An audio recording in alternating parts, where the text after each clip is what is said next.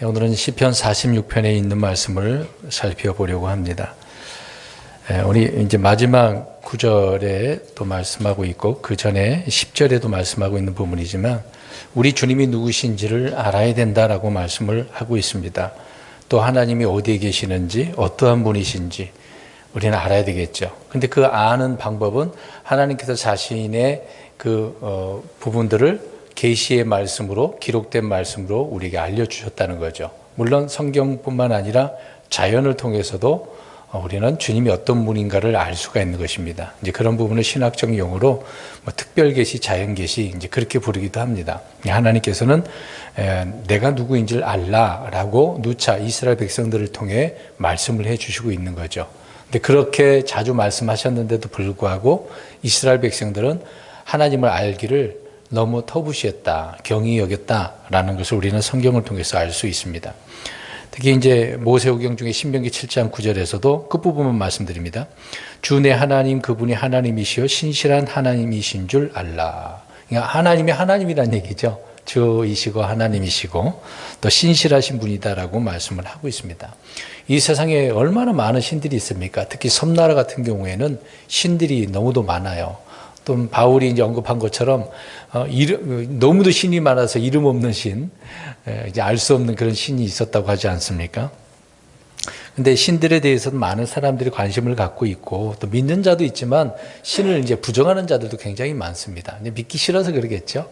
자기만 믿고 싶어서 이제 그런 경우도 많은데, 그러니까 이 신들에 대해서 많은 사람들은 다 알고 있고 또 이해를 하고 신화 정도로 할지라도 어느 정도는 지식이 다 있습니다. 그러니까 이 세상에 신이 없다 이제 그렇게 말할 수는 없겠죠. 그러나 이들이 살아계신 하나님 또 하늘과 땅을 창조하신 만드신 그 하나님에 대해서 또 알고자 하는 자들이 극히 드물다라는 거죠. 사실 저와 여러분들도 알고 싶어서 하나님을 찾았나요? 그러진 않잖아요. 주님이 먼저 찾아오셨고 내가 누구시라는 것을 말씀을 통해서 우리가 조금씩 이렇게 알게 되고 또 많이 또 깨닫고 알게 되어진 거죠. 물론 지금 다 우리가 아는 건 아니잖아요. 지금도 여전히 우리가 하나님에 대해서 알아야 된다. 또 그 이제 성경을 통해서도 알아야 되겠죠. 흔히 우리가 하나님을 안다라고 할 때 그 지식이 어느 정도는 그렇게 알 수는 있는 부분입니다. 근데 하나님을 안다 그래 놓고 말씀대로 안 살면 주님을 안 건 아니잖아요. 그냥 지식 정도로만 하나님을 알았다고 하지 하나님을 알았다라고 하는 그런 의미는 하나님께서 어떤 분이 알았다면 그 말씀을 우리에게 하셨다면 그 말씀대로 살아가는 거다라는 그런 의미 속에서 하나님을 안다라고 표현을 하는 것도 아니겠습니까? 또 신명기 32장 39절에도 보면은 나 곧 내가 그인 줄 알라 나와 견줄 신이 없도다. 그러니까 하나님 같은 분이 없다는 얘기죠. 있어도 사람들이 만들어 놓은 신이라든지 아니면 마귀라든지 이제 그런 부분이 다인 것인데 하나님과 같은 분이 이 세상은 없다라고 스스로 하나님께서도 말씀을 해주고 있는 것입니다. 아무튼 수많은 신들이 각 나라별로 많이 있죠. 특히 우리가 알다시피 그리스 신화, 로마 신화, 이집트에도 신화가 얼마나 많습니까? 특히 이제 10가지 재앙을 하나님께 심판하실 때도 그때 그 당시에 신들이 많았지만 그 중에 이런 10가지 정도 그런 신들도 하나님께서 같이 심판하신 거다라고 말하고 있는 겁니다. 중국이나 일본이나 우리나라도 마찬가지겠죠.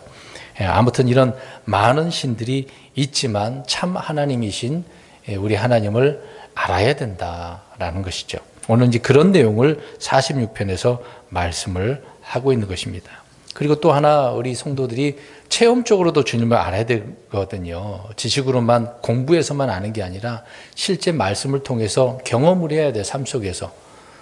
하나님이 이런 분이구나 라는 것을 경험을 해야 우리가 더 확신을 가질 수가 있는 건 아니겠습니까?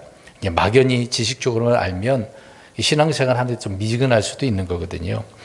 그래서 시편 34편 8절을 보면 주께서 선하신 것을 맛보고 알지어다 라고 이야기합니다. 맛봤다라는 의미는 어떤 의미일까요? 우리가 경험이잖아요. 체험을 말하고 있는 것입니다. 음식도 우리가 맛을 봐야 이 맛이구나라는 걸 알지 그냥 앞에서 그림 이제 드라마나 아주 어떤 아나운서 누가 이렇게 지방 돌아다니면서 6시 내 고향 같은 게 있지 않습니까? 가서 이제 음식들을 하고 맛을 볼 때 와 맛을 표현도 여러 가지로 하잖아요. 근데 보는 사람 입장에서는 알겠습니까? 물론 우리가 같은 음식을 만들어 봐서 이런 맛이겠구나 그렇게 얘기를 하지만 직접 맛을 보는 거하고 안 보는 거하고 다른 것이죠. 그러니까 체험을 해야 된다라고 하는 것입니다. 그만큼 중요한 부분이 되는 거죠. 그래서 여호와를 알자, 힘써 알자라는 말이 괜히 있는 건 아닌 것입니다. 또 우리가 하나님을 안다라고 할 때 다른 것도 많이 있겠지만 하나님은 창조주 하나님 아니십니까? 참 하나님, 진실된 신실하신 그런 하나님, 여러 그 하나님을 말하고 있는 것입니다. 근데 문제는 이런 하나님을 알려고 하지 않을 때는 성경에는 보니까 망한대요. 망한다고 말하고 있습니다. 우리가 다 알다시피 이제 파라오 같은 경우 이렇게 얘기하잖아요. 이제 파라오가 이르되 주가 누구이게 내가 그의 음성에 순종하여 이스라엘을 가게 하겠느냐? 나는 주를 알지 못하며 이스라엘도 가게 하지 아니하리라. 이런 말을 합니다. 근데 이렇게 말했던 파라오가 어떻게 됩니까? 바다에서 죽죠. 망하게 되었다라고 성경은 이야기하고 있습니다. 또 이스라엘 백성들도 주님을 알지 못했기 때문에 사사기서 2장 10절을 보게 되어지면 주를 알지 못하였으며 또한 그분께서 이스라엘을 위하여 행하신 일도 알지 못하였더라. 그래서 이스라엘 백성들이 심판을 당하는 경우가 이렇게 있었던 것이죠. 사무엘상 2장 12절에도 이제 엘리의 제사장 아들들이 나오잖아요. 그래서 성경 그들이 누구의 아들들이라고 이야기합니까? 물론 엘리 제사장의 아들들인데 뭐라고 나오죠? 누구의 아들들이라고 하죠? 하나님의 아들들이 아니라 벨리알의 아들들이라고 나오죠. 근데 이들은 그들이 주를 알지 못하였더라라고 이렇게 나옵니다. 그러니까 제사장 아들이면 뭐합니까? 주님을 알지 못하니까 자기 마음대로 행동하게 되었던 거죠. 여인들이 주님께 바치고자 하는 것들, 낚시 갈고리 같은 걸로 낚아채고, 그들과 또 어떤 행음적인 면도 있었고, 아주 나쁜 짓은 다 하는 사람들 아닙니까? 하나님을 알았다고 한다면 그렇게 할 수가 없죠. 하나님께 헌물로 드리는 것이 함부로 대할 수가 있겠습니까? 구별된 것인데.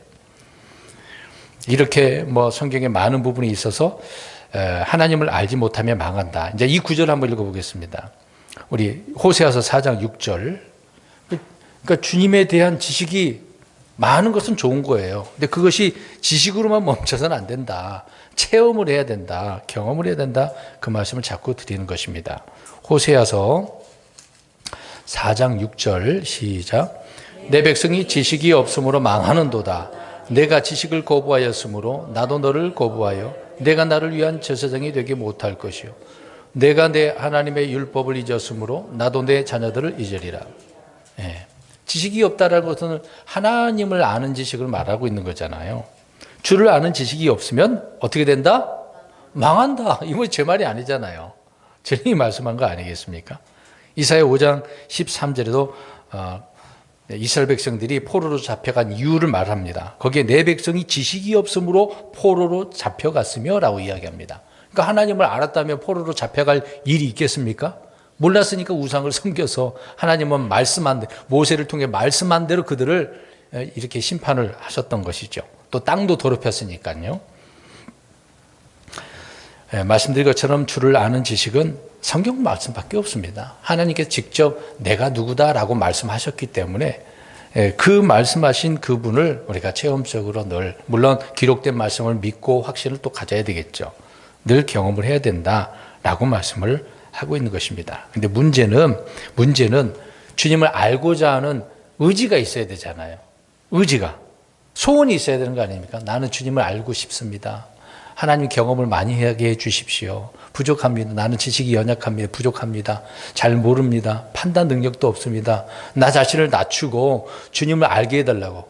그러면은 그냥 말만 하는 것도 아니고 또 책을 보든가 성경을 읽던가, 읽었는데도 잘 모르면 누구에 가서 물어보든가, 아니면 성경 공부하는 데가 많잖아요. 신학교를 가든가 성경 공부를 하든가, 그렇게 우리가 주님을 알 수 있는 것 아닙니까? 그러니까 이런 의지와 소원이 있어야 되는데 이런 것도 없는 분들이 많잖아요. 흔히 이렇게 표현합니다. 지금 예수 믿고 구원받고 이제 교회에 나오면은 무조건 형통합니다, 복이 있습니다, 이제 그런 얘기도 하지만은 일단 구원받은 자녀라고 한다면 나의 하나님의 아버지시니까 그 아버지를 어떻게 해야 돼요? 알아야죠. 또 닮아야죠. 그분이 무슨 말씀하시는지도 알아야 되는 거 아닙니까? 근데 알려고 하지 않는다라고 하는 것이 이제 문제가 되고 있는 거죠. 그래서 오늘 시편 46편은 하나님을 알아야 된다라고 말씀을 하고 있습니다. 이제 표제를 한번 보십시오. 여기에도 마찬가지로 고라의 아들들을 위해라고 나옵니다. 이게 자주 나오는 부분인데 특별히 이제 뒤에 보면 좀 다른 부분이 나오죠. 아무튼 고라의 아들들을 위해서 이게 이렇게 줬다고 하는데 노래하는 자들을 말하는 거 아닙니까? 곡을 붙여서 연주용으로 지금 악장액이라고 그랬으니까 이거를 곡을 붙여서 노래 부르는 그런 내용의 말씀드린 거죠. 근데 문제는 뒤에 보니까 알라못이라고 나와요. 알라못. 이 알라못이라고 하는 것은 이 46편 여기에만 나오는데 여성의 높은 음조의 그 소프라노 곡이잖아요. 음이 좀 높은 거예요. 남자 같은 경우는 소리를 더 내야 된다는 그런 의미가 되겠죠. 자, 그런 높은 곡조로 노래를 부르라 라고 하는 그 의미입니다. 그러니까 조용히 부르는 게 아니죠. 좀 소리를 크게 내라는 얘기예요. 우리가 이제 복음 찬송에도 있잖아요. 하나님은 우리의 피난처가 되시 이렇게 부르는 거 있죠. 기억나시죠? 그 어떻게 부릅니까? 우울하게 부르나요? 지금 하나님은 우리의 어떤 분이다라는 것을 노래하고 찬양하는 거잖아요. 근데 이게 쭉 힘들어. 하나님은 우리 이렇게 하면은 어떻게 되겠습니까? 힘도 안 나고 하나님 보실 때도 이놈이 찬양을 하는지 안 하는지 그렇게 생각할 수도 있겠죠. 그래서 곡조를 좀 높이는 그런 부분을 말하고 있다. 자, 이제 한 절씩 보겠습니다. 1절에 보니까 하나님은 우리의 피난처시오 힘이시니 고난 중에 그 즉시 만날 도움이시라. 우리가 얼마나 이 구절을 많이 암송도 하고 좋아하는 구절입니까? 특히 힘들고 어려울 때 고난 가운데 있을 때 이 구절 암송 많이 하기도 하고 이 구절을 붙잡고 기도하기도 하고 앞에서 말씀드린 것처럼 노래하잖아요. 찬송도 얼마나 많이 합니까? 분명히 하나님은 우리의 방패시다, 방벽이시다, 요새시다. 이제 그런 하나님이시거든요. 근데 하나님은 무조건 방어만 하는 분은 아니잖아요. 때로는 어떻게 하십니까? 방어만 하는 게 아니라 공격도 하시는 분이거든요. 앞서가신다 그러잖아요. 앞서서 싸우시는 분이거든요. 근데 여기 보니까 피난처라고 이야기를 합니다. 방패가 되어주시기도 하고 공격하시는 분이기도 하시는데 피난처라고 표현도 하고 있네요. 주님께서 말씀드린 것처럼 구원의 대장이시고 전투에 능하시고 늘 승리하시는 분이신데 왜 우리에게 피난처가 필요한가라고 하는 거죠. 보세요. 다 승리해버리면 피난처 있을 필요가 없는 거잖아요. 근데 하나님은 왜 피난처라고 표현했는가? 때로는 우리는 어떻습니까? 어디에 피하고 싶고 도망가고 싶고 숨고 싶고 그런 경우도 많잖아요. 이제 그런 인물들이 있지 않습니까? 모세가 살인을 냈어요. 어떻게 했습니까? 모세가 사람을 죽였는데 그 뒤로 들통나가지고 어떻게 했어요? 도망갔어요. 어디로 피했어요? 미디안? 거기에 누가 있었어요? 이드로 장인을 만나게 되어지죠. 그것이 모세에게 있어서는 피난처인 것이죠. 이방 땅이 이제 그 당시로 보면 이제 이방 땅이 되는데 그것이 곧 주님이 계신 곳이었고 거기에서 이제 40년 동안 피난처 생활을 할 수 있었던 거죠. 야곱 같은 경우에는 형에게 이제 나쁜 짓을 했어요. 흔히 우리가 아는 지식대로. 에서가 어떻게 하려고 그랬습니까? 죽이려고 해서 어디로 가서 피했어요? 삼촌집에 가가지고 피하게 되지 않습니까? 그러니까 도망자에게는 이런 안전한 피난처가 필요한 경우를 우리가 알 수 있죠. 우리가 알다시피 또 엘리야도 마찬가지잖아요. 이세벨이 죽이려고 했을 때 도망갔어요, 안 갔어요? 도망갔잖아요. 이런 피난처가 사람에게는 필요할 때가 있어요. 전쟁 때도 피난처가 필요하지 않습니까? 그래서 하나님은 우리의 피난처시오라고 말합니다. 마귀가 우리를 공격하면 세상이 아니면 원수들이 불신자들이 우리를 공격하면 어디로 가면 돼요? 우리는 어디로 가면 돼요? 하나님께 가야죠. 단순한 것입니다. 사실상 어떤 장소적으로 은폐, 온폐 이제 그런 걸 떠나서 이 세상의 원수들이 얼마나 많겠어요. 우리의 원수들은 주님의 원수들 아닙니까? 그러니까 우리의 피난처 쉴 곳은 주 하나님이시다라고 지금 1절에 말씀을 하고 있는 것입니다. 그래서 주님께서 우리의 피난처로서 적들로부터 우리를 안전하게 보호해 주시는, 제공해 주시는 그런 분이다라고 말씀을 하고 있는 것입니다. 근데 이스라엘 백성들이 잘못을 했다가 주께로 돌아가면 하나님께서 그들을 또 보호해 주시기도 하거든요. 이런 일들이 이제 재판관계에 반복적으로 나온 부분이 있지 않습니까? 근데 이들이 망하게 된 이유는 그렇게 하지 않았다. 하나님께서 가지도 않았어요. 계속해서 사람에게 가기도 하고 우상에게 가기도 하고, 이제 사울 같은 경우에는 하나님 앞에 물론 잘못했으면 용서를 빌어야 되잖아요. 그러지도 않고 우린과 둠밈으로 말씀을 안 하니까 누구에게 가죠? 무당의 엔돌령에게 가는 거죠. 사람이 이제 이렇게 주님을 제대로 알지 못하면, 주님이 나의 피난처시고 하나님이라고 하는데, 이스라엘 백성들은 철저히 하나님으로부터 이제 시작한 거 아닙니까? 그 참되신 하나님을 잘 섬기고 알아야 되는데 그렇지 못했기 때문에 하나님이 피난처가 될 수 있겠어요? 아까도 읽었습니다만 주님을 떠났으니까, 주님을 알지 못했으니까 하나님도 알지 않겠다, 이제 그런 말씀을 하지 않습니까? 또 하나님은 힘이다라고 말씀합니다. 그러니까 우리에게 싸울 수 있는 그런 힘도 주시는 거죠. 견딜 수 있는 힘, 승리할 수 있는 힘을 주시는 것입니다. 저 여러분들이 때로는 힘이 없을 때가 있잖아요. 여러 가지 일로 그럴 수도 있는데 영적인 힘이 없을 때도 있지 않습니까? 원수와 싸워야 되는데, 마귀와 싸워야 되는데 힘이 없을 때가 있지 않습니까? 정말로 누구 의지할 수도 없는 상황. 그럴 때 우리 주님을 통해서 이런 힘을 얻을 수 있다. 피난처가 되기도 하고 내게 힘도 주시는 분이다. 그렇게 이해합니다. 근데 그 다음 구절 보니까 고난 중에, 우리 이제 고난을 만났어요. 이제 고난 중에 이제 큰 어려움이 왔단 말입니다. 근데 하나님은 어떻게 하신대요? 근데 이것만 보면 안 돼요. 그 앞에를 봐야 돼요. 이제 고난 중에 그 다음 즉시로 주님께서는 도움이 되신다. 그러니까 고난이 있는 그곳에 이 즉시로 도움이 있어야 그게 도움 아닙니까? 즉각적인 도움이 있어야 되잖아요. 근데 그 즉시로 도움이 되지 않는다고 한다면 이게 뭐예요? 나 지금 죽을 판 아니겠습니까? 그런 상황에서 도움은, 그렇게 되면 도움은 소용이 없게 되어지는 거죠. 이제 쉽게 얘기해서 지금 여기에 불이 났는데 소방차가 안 오면 어떻게 됩니까? 다 죽는 거죠. 그러니까 그래서 지금 소방차가 몇 분 내로 도착해야 됩니까? 잘 모르시나요? 30분이면 다 닫아 죽겠네요. 5분, 10분? 5분, 10분? 대부분 이제 가까이 있거든요. 금방, 그러면 이제 타서 죽는 거죠. 불 한번 번지기 시작하면 순식간에 타기 때문에 이제 차들이 있고 뭐 다니기가 불편하니까 또 어려울 수도 있겠죠.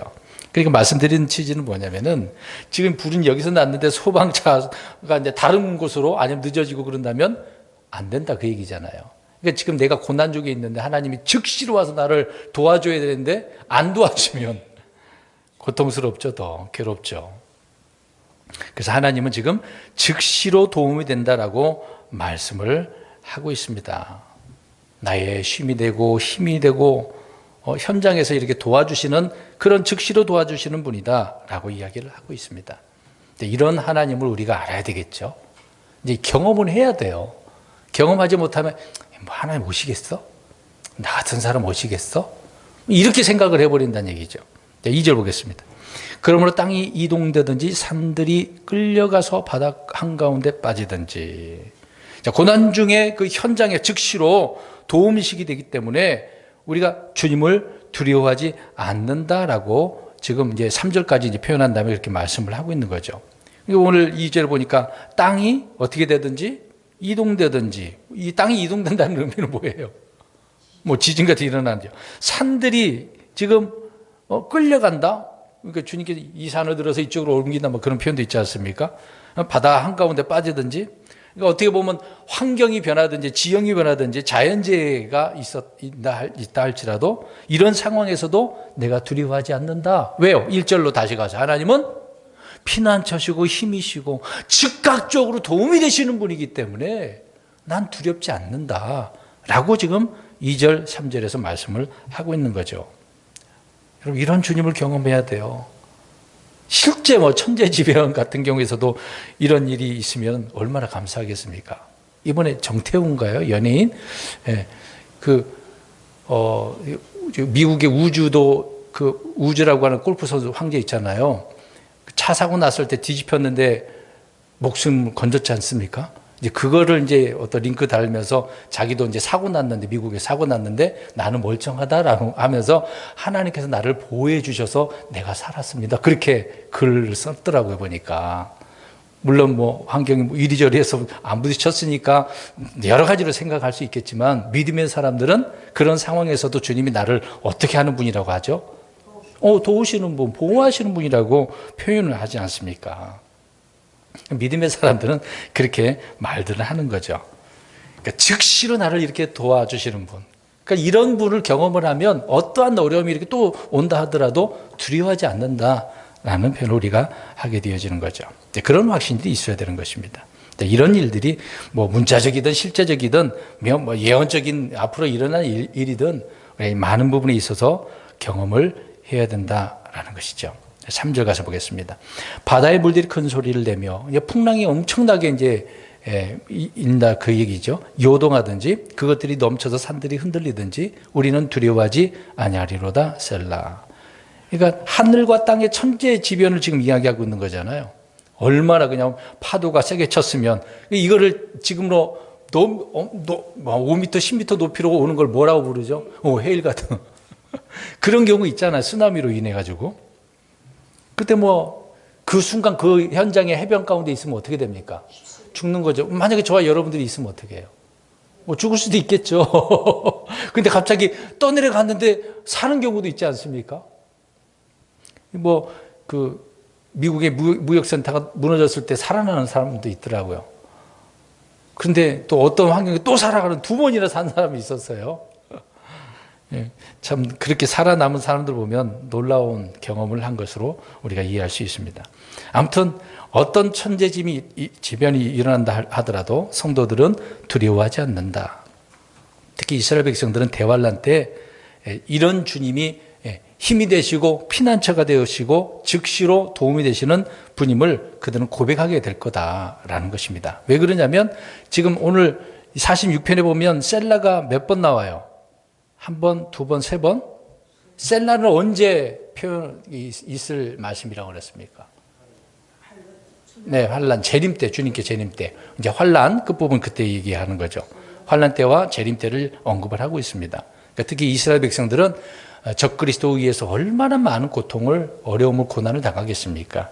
그때 주님께로 피하면 피난처이신 하나님을 경험하게 될 것이고, 또 이제 도망 다니면서 살아야 되니까 어떤 힘이 방어도 해야 되고 그러니까 힘이 되시는 주님도 경험을 해야 되는 거고, 즉각적으로 도와주셔서 페트라로 그들이 이제 옮겨져서 살게 된다든가 이제 그런 의미가 되겠죠. 하나님은 이런 분이기 때문에 우리가 두려워할 필요도 없다. 풍랑이 일었을 때 제자들은 벌벌벌 떨고 있는데 주님께서 야 너희들 도대체 이렇게 믿음이 적냐? 왜 이렇게 두려워하냐? 내가 있는데 이제 그런 말씀하지 않습니까? 4절 보겠습니다. 한 강이 있는데 그 강의 시내들이 하나님의 도시 곧 지극히 높으신 분의 장막들이 있는 거룩한 처소를 즐겁게 하리로다. 이제 갑자기 이제 강 이야기가 나오네요. 한 강이라고 이야기합니다. 근데 이 강이 지금 어떤 강일 것 같아요? 언제 있는 강일 것 같아요? 에스겔서를 생각해 보면 그렇죠. 천년왕국에서 주님의 집에서 나오는 그 강, 에스겔 47장에 나오는 것입니다. 그 강이 이제 동쪽으로부터 흐르더라 그랬잖아요. 이제 앞에가 이제 동쪽이거든요. 앞에서 동쪽에서 오른쪽으로 흘렀으니까 이제 남쪽으로 흘러가겠죠. 동쪽으로 흘러서 이제 남쪽으로 흘러내려가는 것을 에스겔 47장 1절부터 쭉 기록해서 말씀을 하고 있는 겁니다. 그래서 이제 사막으로 흘러가면은 이 물이 치유하는 물이 됐잖아요. 어떻게 찹니까? 점점 발목에, 무릎에, 허리에 헤엄쳐 있을 정도로. 물론 영적인 의미의 말씀도 되겠지만 실제로 이스라엘 이제 지금의 이제 가나안 그 지역이 되겠죠. 그 땅이 되겠죠. 주변 땅까지 주님께서는 다 치유하신다라는 것을 말씀을 하고 있는 겁니다. 그래서 이 시내들이 하나님의 도시, 이제 하나님의 도시는 어디겠어요? 예루살렘이 되겠죠. 지극히 높으신 분의 장막들이 있는 거룩한 초소를 즐겁게 하리로다. 거룩한 초소, 좋은 도시 보면은 늘 강이 있기 마련이잖아요. 그러니까 에스겔 그 40장에서 나오는 그 성소에서 흘러나오는 그 강이 이렇게 치유한 하나님의 도시인 예루살렘이 아름답게 되겠죠. 5절 보겠습니다. 하나님께서 그녀의 한가운데, 여기 이제 그녀가 또 나왔어. 이제 성경에 이제 그녀가 갑자기 나오면 누구를 이야기하는 것 같아요? 어디를 얘기하는 것 같아요? 이스라엘 이제 예루살렘이 되겠죠. 그녀 한가운데 계심에 그녀가 흔들리지 아니할 것이요 하나님께 그녀를 도우시되 이른 새벽에 도우시리로다. 네, 예루살렘을 말하고 있습니다. 네, 이 성경의 어떤 도시, 민족, 국가를 이제 그 그녀로 특히 이스라엘 백성들을 그렇게 표현하지 않습니까? 때로는 아내, 정혼자 그렇게 표현하지만 그녀로 표현하기도 하죠. 그러니까 이것은 이제 구약에서 주님은 예루살렘 성전에 거하셨다라고 한다면 앞으로 이제 재림 때는 하늘의 왕국을 그 땅 예루살렘에 세우시겠죠. 그래서 예루살렘 왕자를 거기다 두신다. 그러니까 거기에 있는 예루살렘이 흔들리겠습니까? 주님의 왕자가 있는데 왕자가 흔들립니까? 안 흔들리죠. 예. 예루살렘이 앞으로 그렇게 된다. 아무리 누가 그 당시에는 누가 침략을 하겠습니까? 주님께서 다 이기셨는데. 근데 그 뒷부분을 보면 하나님께서 그녀를 도우시되 이른 새벽에 어떻게 한대요? 도우신대요. 실제 성경의 역사가 있지 않습니까? 새벽에 도와주신 놀라운 역사가 나오잖아요. 예루살렘이 포위됐어. 사내립이 쳐들어와가지고 주변을 다 포위를 했어요. 근데 어떻게 됐습니까? 그 다음 날에 다 죽어버렸어. 도망가 버렸어. 죽고 도망가. 많은 사람 죽었습니다. 하루아침에. 새벽에 그렇게 하나님은 모든 것을 처리해 버렸던 거죠. 그래서 이 말씀이 잠깐 1절로 올라간다면 즉시로 도와주신 것을 우리가 보게 되어집니다. 그래서 18만 5천 명이 죽었던 것이죠. 엄청난 사건인 것입니다. 이런 실제 있었던 일들을 성경은 말씀해주고 있고 또 앞으로 예언적인 그런 부분에서도 말씀을 하고 있죠. 이런 하나님 새벽에 도와주신대요. 나도 모르게 열심히 또 기도했더니 하나님은 일찍 일어나셔서 일하시는 분이시기 때문에 우리보다 더 일찍 깨시고 물론 하나님 주무시지도 않지만 그런 하나님께서 도와주신다고 이야기합니다. 그러니까 하나님 잘 믿어야 돼, 안 믿어야 돼요? 믿어야죠. 이런 분은 바로 알아야죠. 경험을 많이 해야죠. 앞으로 미래에도 마찬가지로 환난 때 짐승과 거짓 예언자 땅의 왕들의 군대를 주님께서는 다 멸하시고 예루살렘을 바르게 또 도와주셔서 세워주신다라고 말씀을 하고 있는 겁니다. 이제 그런 일들을 실제 보게 되어지는 거죠. 저 여러분들은 나중에 이제 올라가서 이 땅에 있는 일들을 내려와서 다 보고 그 승리의 기쁨을 우리가 맛보게 되지 않겠습니까? 6절 보겠습니다. 이교도들이 경노하고 왕국들이 흔들렸으니 그분께서 자신의 음성을 내심에 땅이 녹았도다. 이교도들이 경노하고 왕국들이 흔들렸다? 이 말씀이 시편 2편 1절로 가서 보시면 됩니다. 우리가 공부했던 내용이죠. 살펴봤던 내용이죠. 가서 읽어보겠습니다. 같은 내용의 말씀이지만 이미 여러 번 시편에서는 언급한 부분이 있습니다. 2편 1절 2편 1절 시작. 어찌 이교도들이 경노하며 백성이 헛된 일을 꾀하는가. 오늘 여기 말씀에도 이교도들이 지금 어떻게 해요? 화가 났어. 왜 화가 났겠어요? 자기네 뜻대로 안 되는 거죠. 이때는 환난 때를 이야기하고 있습니다. 이들이 모여서 주님과 전쟁을 하게 되어지겠죠. 주님을 대적했는데 우리가 결과 저번 주에도 그저께 일요일 날 공부했지 않습니까? 어린 양께서 어떻게 했어요? 이기셨다라고 나오잖아요. 그들이 나와서 싸우려고 했는데 소용없어요. 어린 양께서 이기셨다. 이미 결론이 나와져 있다고요. 이들이 그래서 어떻습니까? 지금 경노하는 거예요. 우와, 이 전쟁에서 이길 수 있었는데 말하면 뭐 하겠습니까? 주님께서 이기신다고 이야기합니다. 6절 뒷부분에 보세요. 그분께서 자신의 음성을 내심에 땅이 녹았도다. 말씀 한마디면 끝나는 거예요. 물론 성경 주님께서 낫을 휘두른다 그런 말씀이 나오지만 말씀 한마디로 그냥 다 끝내버리는 내용은 아니겠습니까? 모두 죽임을 당하는 내용을 계시록 19장 19절에 말씀을 하고 있는 것이죠. 그래서 말씀드린 것처럼 전쟁의 결과는 이미 다 끝났습니다. 되어져 있습니다. 근데 그 날이 얼마 남지도 않았고, 여러 가지 이제 세 가지 재앙이 따로 있지만, 이제 그 중에 물론 겹치는 부분이지만 6째 봉인이 열릴 때 일어나는 그런 내용이 되겠죠. 그러니까 7년 그 끝부분이라고 보시면 되겠습니다. 7절 보겠습니다. 군대들의 주께서 우리와 함께 계시니 야곱의 하나님은 우리의 피난처시로다 셀라. 네, 주님께서는 군대들의 주라고 계속해서 성경은 말씀을 하고 있습니다. 예전에는 이제 망군의 주인데요. 이제 호스트라고 하는 단어인데 이게 군대들의 주라고 표현합니다. 전능자의 그 큰 날에 주님께서는 이제 이스라엘 백성들의 구원자로 함께 계신다는 것을 알 수가 있습니다. 그래서 친히 저 원수들과 싸우시는 내용이 되는 거죠. 그래서 계시록 12장 17절에 보면 용이 여자에게 진노하여, 여기 경노한다 그러잖아요. 용도 이제 진노하겠죠. 하나님의 명령들을 지키고 예수 그리스도의 증언을 가진 자들과 전쟁을 하려고 간다라고 이야기를 하고 있습니다. 이들이 이렇게 나가지만은 소용이 없죠. 주님께서 이기시니까. 그래서 그때 땅에는 지금 말씀하고 있는 것처럼 막 진동이 일어나고 막 그렇게 지진이 일어나겠죠. 그럴 때 주님께서는 이들을 이기신다. 그래서 군대에서 주께서 우리와 함께 계신다라고 말씀을 하고 있습니다. 그리고 뒷부분에 보니까 하나님은 야곱의 하나님이라고 표현하고 있네요. 야곱은 이제 이스라엘을 이야기하고 있지 않습니까? 대환란의 극심한 재앙에서도 성도들이 정말 이 주님을 통해서 안전, 보호함을 받는다라고 하는 말씀을 기록을 하고 있는 것입니다. 얼마나 감사해요, 여러분. 주님께서 이스라엘 백성들 이렇게 지키는 거죠. 지금 영적으로 이 말씀을 저와 여러분들에게 적용한다 하더라도 영적인 부분이든 실제 삶에서든 주님은 이런 분이다. 많이 경험해서요. 많이 주님을 이렇게 찬양하고 경배를 했으면 좋겠습니다. 그래서 시편 46편 7절과 11절에도 같은 내용이 말씀입니다. 야곱의 하나님은 우리의 피난처시리로다 셀라. 계속 강조를 하고 있습니다. 주님께서 이런 나의 피난처 도움이 아니라고 한다면 우리는 이 죄악된 세상을 안전하게 살아갈 수는 없잖아요.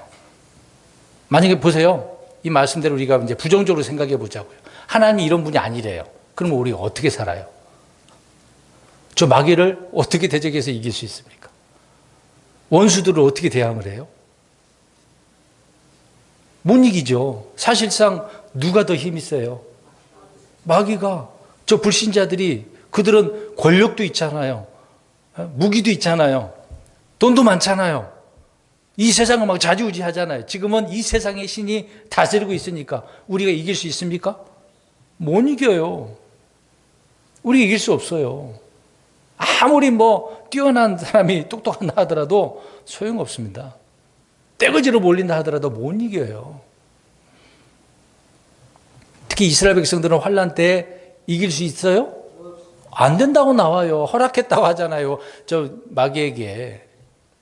성도들은 도망 다녀야 되는 거예요. 그렇지만 하나님은 피난처시고 힘이시고 즉시 만날 큰 도움이시기 때문에 이런 하나님께로 나아가야 되는 거 아닙니까? 부르짖어야 되는 것이죠. 야곱의 하나님, 그러니까 앞에서 말씀드린 것처럼 에서로부터 야곱을 하나님께서 어떻게 하셨죠? 보호하셨잖아요. 우리 라반 생각해 보겠습니다. 라반이 돈에 미친 사람이죠, 사실상. 때로는 사기도 당했어요. 품삯도 안 줬으니까. 그럼에도 하나님께서 야곱을 어떻게 하십니까? 나올 때. 더 부하게 나오시지 않습니까? 라반의 입장에서는 좋은 놈만 있으면 자기가 부자라고 생각하겠죠. 또 나중에 이제 가나안 땅으로 들어갔을 때 자기 딸 이제 디나 문제는 이제 세겜 그 문제가 있었지 않습니까? 그때 이제 그 두 자녀가 그들을 다 죽여버렸잖아요. 그때 어떻다고 그래? 강에 들어보셨으니까 어떻게 됐습니까? 야곱이 두려움에. 왜 그러냐면 이 소식이 퍼졌단 말이에요, 가나안 지역에. 그러니까 가나안 지역 사람들이 이 야곱을 쫓아가고 죽이려고 하는 그런 두려움이 있었다고 나오잖아요. 그러니까 야곱의 하나님, 이런 표현은 하나님께서 그런 문제가 있어도 어떻게 하시는 분이다. 지켜주시고 보호하시는 분이다 라고 말씀을 하고 있는 것입니다. 그래서 야곱의 하나님은 우리의 피난처시로다, 이런 내용이 그냥 있는 게 아닙니다. 자, 8절 보겠습니다. 와서 주께서 행하신 일들을 보라. 그분께서 땅의 황폐한 곳들을 만드셨도다. 이게 보래. 와서 좀 봐봐. 와서 좀 보라고. 뭘 보라는 얘기예요? 우리 주님께서 뭘 행하신 일들 좀 봐. 이게 역사적으로 보면 나오잖아요. 기록들을 통해서 우리가 알 수 있죠. 뭐 이스라엘이 멸망한 거나 유다가 멸망한 거나 다 뭐 알 수 있는 것이죠. 이제 8절에 분명히 말하고 있습니다. 황폐한 땅의 황폐한 곳들을 만드셨도다. 그러니까 아무리 주님께서 젖과 꿀이 흐르는 땅이라 하더라도 이스라엘이 죄를 범하게 되어지면 어떻게 됩니까? 그 땅도 황폐하게 만들어. 물론 이제 70년 기간 동안에 깨끗하게 하기 위한 부분이기도 하기 때문에 그렇습니다. 그러니까 앞으로 대환란 때는요, 뭐 하늘, 땅, 바다 모든 지역이 다 뭐 산들, 뭐 섬, 강 이런 것까지라도 폐허가 돼 버리는 거죠. 사람이 거할 수 없을 정도로 그렇게 만들어 버리는 거다라는 것을 알 수가 있습니다. 하나님은 그렇게 행하시는 분이에요. 지금은 은혜로우시고 사랑이 많으신 분이고 지금 이 은혜의 시대 때는 그렇잖아요. 그러니까 우리는 지금은 은혜의 하나님을 많이 경험을 하는 거예요. 근데 환란 때는 그 은혜의 하나님보다도 예수님께서 이제 계시록에 써 있는 것처럼 예수님의 모습이 어때요? 눈이 어떤 눈이에요? 불꽃 같아. 지금의 입장에서 주님의 눈은 얼마나 사랑이 많으신 분이겠습니까? 이제 심판이 시작되는 그때쯤에는 그런 게 아니라는 거죠. 우리 부모님들이 자녀들이 잘못했을 때 몇 번 봐줘요. 저 같은 경우에는 이제 3-4번 그렇게 예전에 했거든요. 이제 3번째 이제 그런 일이 벌어졌어요. 그럼 그 다음에는 어떻게 되겠습니까? 사정없이 막 때려버려요. 하나님은 그런 분이다. 9절 보겠습니다. 그분께서 땅끝까지 전쟁들을 그치게 하시나니 곧 활을 꺾고 창을 동강내며 병거를 불태우시는도다. 주님을 대적하기 위해서 이런 무기들을 가지고 왔네요. 근데 아무리 몰려와도 그 땅에 있는 그 전쟁들을 주님께서 어떻게 해버려요? 그치게. 이 말은 뭐겠습니까? 이겼다는 거예요? 졌다는 얘기예요? 이기신다, 그 얘기를 하고 있는 거죠. 이 세상에 그 누구도 이 전쟁 문제는 해결 못해요. 지금 뭐 안전보장 이상의 안보리, UN, 뭐 나토 소용없어요. 그렇게 그런 기구를 많이 세우면 뭐 합니까? 그래도 전쟁이 있는데. 이게 안전을 위해서는 어떻게 합니까? 내 나라를 지키기 위해서는 무기도 다 없애버리나요? 더 만들잖아요. 말도 안 되는 거죠. 그러니까 이 세상의 화평은 말도 안 돼요. 무력으로 화평시키는 거죠. 물리적으로, 정치적으로. 근데 실제 주님은 이 모든 문제를 해결하시는 분이다 라는 것을 말씀을 통해서 알 수 있습니다. 그래서 이제 9절 후반절을 보니까 활도 꺾어버리고 창도 동강내버리고 불로 병거를 다 태워버리신다. 지금에 있는 뭐 비행기, 전투기, 탱크, 미사일 아무것도 아니죠. 핵도 주님 앞에는 소용이 없습니다. 주님이 한번 그렇게 황폐하게 하시면 다시 일어설 수 없게 되어지는 거죠. 10절 보겠습니다. 가만히 있으라. 그리고 내가 하나님인 줄을 알지어다. 내가 이 교도들 가운데서 높여지고 땅에서 높여지리로다. 하나님께서 이렇게 하신 이유가 뭐겠어요? 사람들이 하나님이 뭐 우습게 하니까, 하나님 우습게 하니까. 하나님은 높으신 분이거든요. 좀 하나님에 대해서 알아야 되잖아요. 지금 그래서 하나님이 지금 내가 이 교도들 가운데 높여지고 높여지리로다. 왜 이렇게 말씀하겠습니까? 하나님은 참 하나님이시잖아요. 왕중하시잖아요. 주님 위에 누가 있겠어요? 하나님을 이렇게 원래 이제 그런 분이신데 사람들을 통해서 높여주는 하나님을 찬양받기를 원하고 계시지 않습니까?